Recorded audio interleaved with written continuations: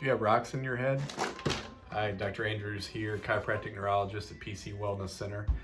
Thanks for taking the time out of your day to watch this video. So let's talk a little bit about dizziness and vertigo, okay?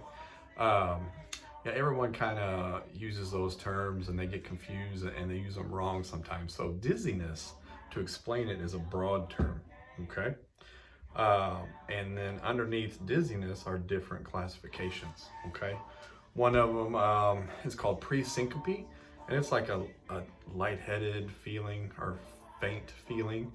And that's a lot of times due to heart problems, dehydration, anemia, things like that. And then you have disequilibrium, which is feeling unsteady on your feet or in your legs. That's usually from a peripheral neuropathy or a spinal cord problem like multiple sclerosis, okay? But the biggest classification is vertigo, okay? So vertigo is a classification of dizziness, and it's probably the biggest classification. And there's two main types of vertigo. The first one, well, first let's back it up and explain what vertigo is. Vertigo is a feeling of you or the room is spinning, and it's usually short-lived. A lot of times it's aggravated by head or neck movements. And there's two main types, okay? There's cervicogenic vertigo. And cervicogenic, break that word down. Cervical is your neck, and then genic means begin. So it begins in your neck, okay? So your brain coordinates with your eyes and your ears and your neck muscles and your top couple vertebrae to maintain balance and spatial awareness, just where you are, okay? And if there's issues with your neck, particularly the top three vertebrae, where most of the receptors are that communicate with your brain about balance, if there's problems in the neck, like if you have a rotated vertebra, if you have tight muscles, if the little bitty muscles back here are in spasm, that could cause some misinformation and could cause, disrupt communication like I talked about, and cause dizziness. And that's probably the biggest percent of vertigo, okay? The other one, the rocks that I was talking about, is called BPPV, or benign paroxysmal positional vertigo. A lot of people get diagnosed with this BPPV when they're actually in the first category I talked about, cervicogenic vertigo. But this BPPV, a lot of people diagnose them with that because they don't know what's causing their vertigo and they don't know what to do with it.